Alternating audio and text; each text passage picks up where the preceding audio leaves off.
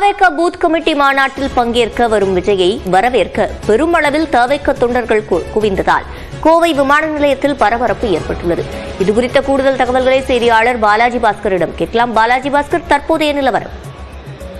சிவரஞ்சனி, அதாவது சென்னையை தவிர்த்து தமிழக வெற்றி கழகத்தின் முதல் பூத் கமிட்டி மாநாடானது கோவை சரவணம்பட்டியில் நடைபெறுகிறது. இதற்காக தவேக தலைவர் விஜய் இன்று விமானம் மூலமாக சென்னையிலிருந்து கோவை வருகிறார்.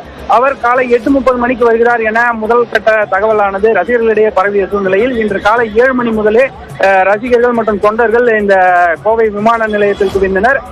கோவை விமான நிலையத்தில் சுமார் 500க்கும் மேற்பட்டோர் தற்பொழுது குவிந்திருக்கக்கூடிய சூழ்நிலையில் அடுத்தடுத்து வரக்கூடிய பயணிகளுக்கு தொடர்ந்து இடையூறு ஏற்படுவதாகவும் வருகை அதாவது முதல் வாயிலின் அருகே தற்போது ஏராளமான தொண்டர்கள் குவிந்திருக்கக்கூடிய சூழ்நிலையில் உள்ளே இருந்து வரக்கூடிய பயணிகள் மற்றும் உள்ளே செல்லக்கூடிய பயணிகளுக்கு தொடர்ந்து இடையூறு ஏற்படுவதாகவும் அனைவரும் வெளியே செல்ல வேண்டும் என போலீசார் தற்பொழுது ஒலிபெருக்கி மூலமாக அறிவித்து வருகின்றனர்.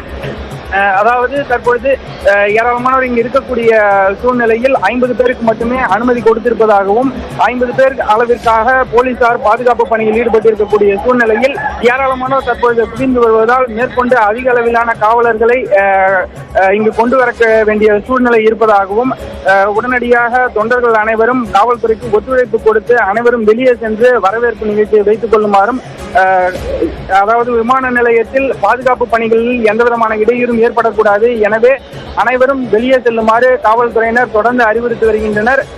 மேலும் தொடர்ந்து ஏராளமான தொண்டர்களும் இங்கு வந்து கொண்டிருக்கக்கூடிய சூழ்நிலையில் தற்போது கோவை விமான நிலையத்தில் ஒரு பரபரப்பான சூழல் நிலவி வருகிறது. விவரங்களை வழங்கியமைக்கு நன்றி பாலாஜி.